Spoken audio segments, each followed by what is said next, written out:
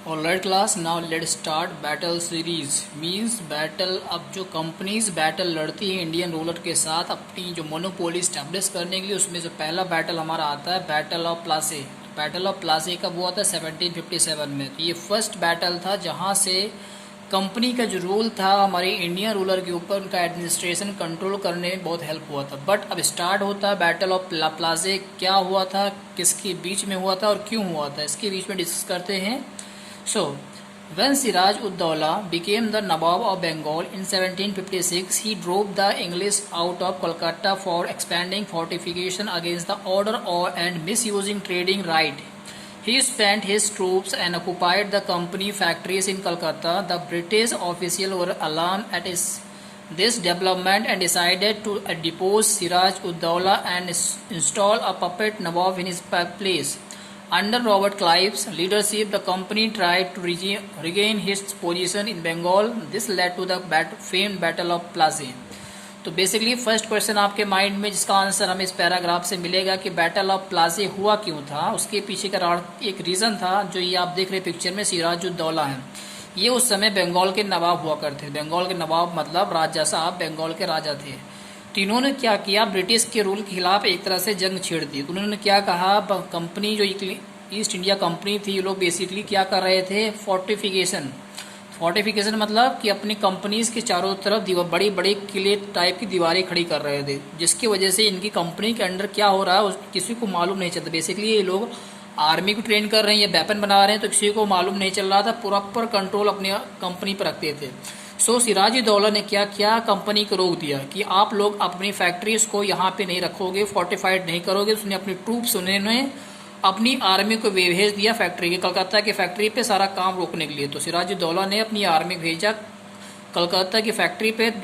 अब British India के लिए ये तो एक तरह से चैलेंज था कि कोई भी हमें चैलेंज कर रहा, अगर इसको चैलेंज को ना रोका गया तो हमारी पावर है, जो मोनोपोली है, यहाँ से खत्म हो जाएगी। तो इन्होंने डिसाइड किया ब्रिटिश ईस्ट इंडिया कंपनी की, ना क्यों ना एक पपेट बैठा दी जाए। पपेट मतलब एक ऐसा पर्सन, मतलब नवाब बना के यहाँ बैठा दिया जाए जो कि सिर्फ नाम का ही नवाब हो, बाकी सारा वर्क हमारे अकॉर्डिंग करे।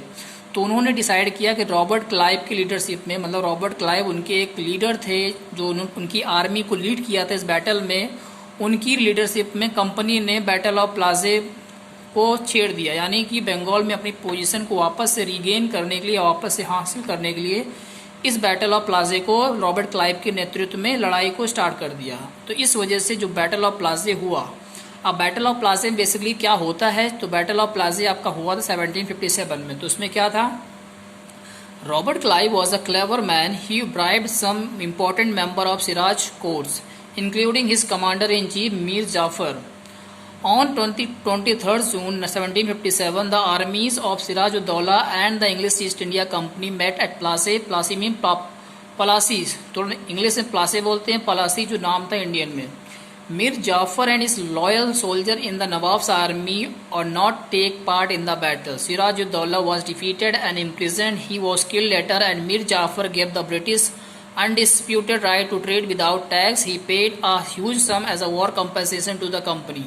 सो बेसिकली वॉर में क्या होता है, जो रॉबर्ट क्लाइव तो ईस्ट इंडिया कंपनी की तरफ से उनकी आर्मी को लीड कर रहे थे, वो बहुत एक तरह से बहुत क्लेवर थे, बहुत क्लेवर पर्सन थे। एंड बेसिकली वो इंडियन रूलर के जो लोग थे उनकी कमजोरी, उनकी वीकनेस को जानते थे। इट मीन्स वो कहते, उनका मानना था ये लोग बहुत आसानी से बिक जाते, यानी पैसे के लालच में ये लोग बहुत आसानी से एक दूसरे को धोखा दे सकते हैं। तो इसी का फ़ायदा रॉबर्ट क्लाइव ने उठाया। तो रॉबर्ट क्लाइव ने क्या किया, जो सिराजुद्दौला के जो कमांडर थे, कमांडर मतलब सेनापति थे उनकी सेना के, उनको ही खरीद लिया। और उनके साथ साथ जो उनके कमेटी में, यानी जो उनके जो राज दरबार लगते थे उसमें मिनिस्टर जो बहुत उनके लॉयल मिनिस्टर थे, जो उनको भी पैसे देकर खरीद लिया। अब इंटरेस्टिंग बात तब आती है जब सिराजुद्दौला अपनी आर्मी को लेकर प्लासे के मैदान में पहुंचते हैं। डेट याद होनी चाहिए, डेट है आपकी 23 जून 1757। इस टाइम ये बैटल ऑफ प्लासे लड़ा गया था। अब इस डे जब लोग दोनों की आर्मी सामने पहुंचती है, तो सिराजुद्दौला क्या देखते हैं, सिराजुद्दौला देखते हैं मेरा कमांडर, मतलब मेरी आर्मी का लीडर दूसरी अपोजिट पार्टी के साथ खड़ा हुआ है। मतलब कैसा लग रहा है कि सामने किसी ने मिरर रख दिया, शीशा रख दिया, और सिराजुद्दौला को लग रहा सामने तो मेरी आर्मी दिख रही है, क्योंकि उस सामने की आर्मी में उन्हें अपने ही पर्सन, अपने ही आदमी नजर आ रहे हैं। तो मतलब ऐसा था कि जितने भी इनके टीम के मेंबर थे, टीम बदल लिए थे, अब चले गए थे ब्रिटिश की तरफ। तो ये देख के सिराजुद्दौला को लगा कि अब तो गए, अब तो हारना तय है, क्योंकि अगर हमारा कमांडर ही बिक गया है, हमारी आर्मी कहाँ से लड़ पाएगी। तो उनका मेन कारण था, उनके किसी सोल्जर ने लड़ाई की ही नहीं, और इस तरह से सिराजुद्दौला ये लड़ाई हार गए और उनको बंदी बना लिया गया। उसके बाद उनको मार दिया गया। उसके बाद मीर जाफर, जिन्होंने धोखा दिया था सिराजुद्दौला को, जिन कमांडर थे पहले सिराजुद्दौला की आर्मी को, उनको बंगाल का नवाब बना दिया गया। अब बंगाल का नवाब बनाने के लिए अब ब्रिटिश ईस्ट इंडिया कंपनी की चापलूसी यानी कुछ करने के लिए उन्होंने कंपनी को एक राइट दे दिया कि आप लोग ट्रेड यानी बिजनेस करिए बिना किसी रोक टोक के, आपको कोई टैक्स पे नहीं करना पड़ेगा। बदले में मीर जाफर ने ही उनको पैसा, बहुत सारा पैसा पे किया एज अ वॉर कंपनसेशन। मतलब वॉर कंपनसेशन मतलब जो युद्ध लड़ाई करते समय बैटल प्लाजे में जो खर्चा हुआ कंपनी को, उसको बंगाल के ही खजाने से मीर जाफर ने कंपनी को पे कर दिया। ठीक है, ताकि थोड़ा सा हम अपनी इमेज बताएं। अब नेक्स्ट क्या होता है, the battle of Plassey is an important landmark in the history of India. Basically अगर देखा जाए, जो बैटल ऑफ प्लाजे था बहुत इंपॉर्टेंट लैंडमार्क हमारी हिस्ट्री ऑफ इंडिया में था, क्योंकि एक्चुअल में ये एक तरह से जो कंपनी हमारी यहाँ पे बिजनेस करने आई थी एक मर्चेंट के रूप में, इस बैटल के बाद वो अपनी पावर दिखाने में सक्षम हो जाती कि हम लड़ाई लड़ के इंडिया में एज अ ट्रेडिंग कंपनी ना होके एक एडमिनिस्ट्रेटिव यानी गैंगेटिक पॉलिटिकल पावर बन सकते हैं। तो इस बैटल की जीत के बाद कंपनी ने अपने स्टेप ऐसा ट्रेडिंग कंपनी से चेंज करके पॉलिटिकल पावर के रूप में उभरना स्टार्ट कर दिया। तो this victory gave the British a foothold from where they were to eventually conquer the whole of India. तो इस विक्ट्री के बाद ब्रिटिश को एक जगह मिल गई जहां से वो अपनी पूरे इंडिया को कॉन्क्वर यानी जीत सकते थे। तो बंगाल ऐसा नहीं छोटा सा राज्य था, बहुत बड़ा उसकी इकोनॉमी अगर देखी जाए उस समय में काफ़ी पैसा बंगाल से ही निकलता था। अगर बोला जाए 70% ऑफ जीटीपी मतलब पूरे देश का 70% पैसा इनकम जो होती थी वो बंगाल से ही होती थी। इसलिए अब उनको एक फुट होल्ड मिल गया था। अब यहाँ से बैठ के पूरे इंडिया में अपनी अपनी जितनी भी टेरिटरीज उनको कॉन्क्वर कर सकते थे। तो बैटल ऑफ प्लाजे बहुत इंपॉर्टेंट लैंडमार्क हुआ कंपनी के लिए, जो एक कंपनी बन के आया थी, लेकिन बैटल के बाद वो एक तरह से पॉलिटिकल पावर बन के उभर गई। ओके, नेक्स्ट आपका हुआ था बैटल ऑफ प्लाजे के बाद क्या होता है। तो देखिए बंगाल आफ्टर प्लाजे, तो बैटल ऑफ प्लाजे में बंगाल का क्या होता है, उसके बाद बंगाल में क्या कंडीशन बनती है उसके बारे में डिस्कस करते हैं। सो इस समय मीर जाफर वहाँ के नवाब है बंगाल के, सिराजुद्दौला को हरा के मीर जाफर जो कमांडर थे सिराजुद्दौला को अब बन गए हैं बंगाल के नवाब। लेकिन एक्चुअल में ये नवाब तो नाम के हैं, लेकिन एक्चुअल में ये पपेट हैं in the hand of the British. वो एक तरह से कठपुतली की तरह ब्रिटिश ईस्ट इंडिया कंपनी के इशारों पे चल रहे थे।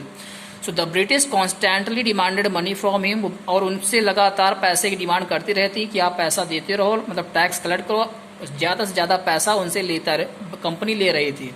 So the company official used him as a golden sack into which they could dip their hand at a pleasure। मतलब इस लाइन का मतलब है as a golden sack, sack मतलब बोरी, मतलब एक ऐसी बोरी थी जब भी उनको पैसा चाहिए था कंपनी को उसमें हाथ डुबो के अच्छे से पैसा निकाल लेती थी। तो नवाब को मीर जाफर को बिल्कुल एक तरह से कहते हैं ना अपने डिपॉजिट की तरह, मतलब कहते हैं कि एक अकाउंट खोल लिया जिसमें अगर हमें जब भी पैसे की जरूरत पड़े जाके हाथ डाल के उसको निकाल लें। तो मीर जाफर बिल्कुल ऐसे ही काम कर रहे थे कंपनी के लिए। सो नेक्स्ट है when he could pay no more he was replaced by Mir Qasim. But अब सेम इनके साथ भी वही हुआ, जब इनसे पैसा पे मीर जाफर पैसा पे नहीं कर पा रहे थे कंपनी को, तो इनको भी हटा के मीर कासिम को बैठा दिया। सेम वैसा ही हुआ जो इनको सिराजुद्दौला के साथ हुआ था, मीर जाफर ने जो किया था, तो सेम जैसे सिराजुद्दौला ने कंपनी की बात नहीं मानी तो उनको हटा के मीर जाफर को बैठाया, मीर जाफर ने इनकी बात नहीं मानी, इनको हटा के मीर कासिम को बैठा दिया। तो कंपनी किसी की नहीं थी, उससे पैसे से मतलब थी, जो उसका काम मानेगा उसकी बात मानेगा उसको वो बैठा देती थी। सो अब आ चुके हैं मीर कासिम नवाब बंगाल के।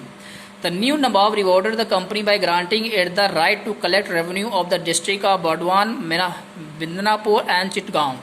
तो जब नए नवाब आते हैं मीर कासिम, तो अपनी लॉयल्टी साबित करने के लिए कंपनी को अब वो एक तरह से बहुत बड़ा रिवॉर्ड अपनी तरफ देते हैं, जैसे कि collection of tax collection. Tax collection मतलब एक तरह से बहुत बड़ा सोर्स था रेवेन्यू कलेक्शन का। तो उन्होंने राइट प्रोवाइड कर दी कंपनी को कि जाइए आप इन डिस्ट्रिक्ट में, जैसे कि नाम था बर्डवान, मिदनापुर एंड चिटागांव, इन 3 डिस्ट्रिक्ट में आपको प्रॉपर राइट है, आप टैक्स कलेक्शन कर सकते हो। आप जैसे चाहो जितना चाहो उतना टैक्स कलेक्ट कर सकते हो, उस पर पूरा राइट आपकी कंपनी का ही है। तो मीर कासिम ने ये राइट कंपनी को दे दिया, तो कंपनी ने कहा चलो ठीक है अभी है। तो after being in the shadow of the British for some year, लेकिन कुछ समय के बाद जब मीर कासिम भी काफ़ी समय ब्रिटिश के शैडो में काम कर रहे थे, उसके बाद Mir Qasim try to free himself from their country. फिर भी मीर कासिम के साथ वही हुआ जो मीर जाफ़र के साथ हुआ था। तो मीर कासिम कोशिश करने लगे कि मैं कंपनी के कंट्रोल से अपने आप को फ्री कैसे करूं। तो he dismiss the court official he favoured the British. तो उन्होंने स्टार्ट किया बगावत करना, मीन्स उन्होंने अपने कोर्ट में जितने भी ब्रिटिश के ऑफिशियल थे यानी मेंबर थे, उनको अपने कोर्ट्स की मेंबरशिप से हटाना स्टार्ट किया। He hired European expert to train his army, मतलब बाहर से एक्सपर्ट्स को बुलाने लगे ताकि उनकी आर्मी को ट्रेनिंग मिल सके। ही also abolished all duties on internal trade so that both Indian and British merchant could trade on equal terms. This was unacceptable to the British merchant as it ended their trade monopoly and hence adversely affected their profit. The British now decided to depose Mir Qasim. तो basically Mir Qasim पूरी तरह से बगावत पे उतर आए थे, वो अपनी आर्मी को ट्रेन करने लगे एंड जितनी भी ड्यूटीज़ थी ट्रेड पर उसको ख़त्म कर दिया, जिसकी वजह से इंडियन एंड ब्रिटिश मर्चेंट को बराबर का हक मिल गया कि बिजनेस करने का। और ये चीज़ ब्रिटिश के लिए एकदम से अनएक्सेप्टेबल थी, मतलब उनको इसकी उम्मीद नहीं थी कि मीर कासिम की इतनी हिम्मत होगी ऐसा कदम उठाने की। तो जिसकी वजह से ब्रिटिश को बहुत बड़ा नुकसान हुआ। उनकी कंपनी का जो मोनोपोली थी, मोनोपोली मतलब कि किसी एक का ही कंट्रोल होना किसी चीज़ पर, वो धीरे धीरे ख़त्म होने लगी। तो इससे ब्रिटिश ने डिसाइड किया चलो अब इनकी बारी है हटाने की। तो इनको कहते हैं डिपोज करो, इनको भी हटाओ और गद्दी से। तो मीर कासिम को डिसाइड कर लिया गद्दी से हटाने के लिए। इसके लिए होता है बैटल ऑफ बक्सर। तो मीर कासिम को गद्दी से हटाने के लिए इनके बीच में मीर कासिम के बीच में और 2 लोग और मिलते हैं मीर कासिम के साथ, जिनका नाम होता है शाह आलम एंड मुगल एम्परर। 2 लोग इनके साथ और मिलते हैं इस बैटल में, तो उसका नाम पड़ता है बैटल ऑफ बक्सर, जो कि 1764 में हुआ था। तो बैटल ऑफ बक्सर में क्या होता है इसको हम नेक्स्ट वीडियो में डिस्कस करेंगे। In this video till that much okay. I hope आपको क्लियर हुआ बैटल ऑफ प्लाजे क्या था, उसका कॉन्सिक्वेंसेस क्या था, बंगाल बैटल ऑफ प्लाजे में क्या क्या चेंजेस आए। आई होप आपको क्लियर है। अगर फिर भी नहीं क्लियर तो वीडियोस को दोबारा देखना, आपको टॉपिक क्लियर होगा। ओके।